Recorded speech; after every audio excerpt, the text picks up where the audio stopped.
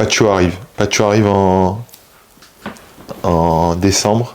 On voit arriver un Équatorien qui parle pas un mot d'anglais, qui parle que espagnol. Ils arrivent à deux avec Anthony Valencia et William Pacho. Ils arrivent à deux parce que c'est un accord pour que Pacho ne soit pas tout seul.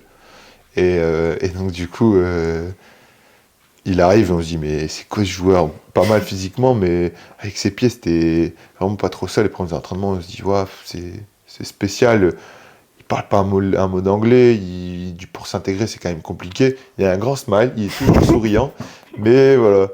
Et 4-5 mois se passent, il joue pas une minute parce que le temps de s'intégrer, mais le projet du club c'était de le faire intégrer 6 mois dans l'équipe pour le faire jouer la saison qui suit.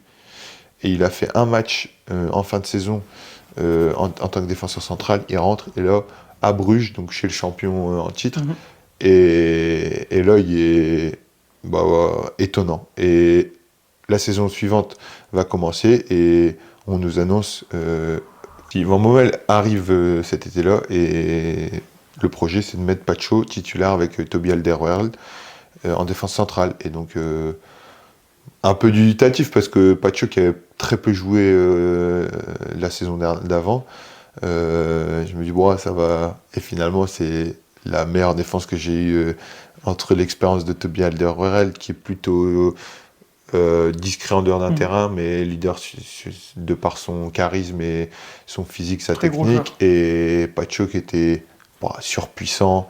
On finit la saison avec 27 clean sheets, qui est un record en Belgique, mais c'est surtout grâce à ces deux-là où voilà, j'avais juste à les guider devant moi, à faire un ou deux arrêts par match, et l'affaire était réglée, quoi. Et donc du coup, on a gagné, je pense. Dès qu'on marquait un but, on gagnait le match parce qu'on encaissait très peu, et donc du coup, on avait cette force-là d'en marquer un ou deux, et puis de plier l'affaire comme ça. Et donc voilà, ça a été voilà, une surprise de voir Pacho exploser à ce niveau-là, et puis ensuite de pouvoir être champion et de faire le doublé. Il y a pas mal d'anecdotes autour de tout ça.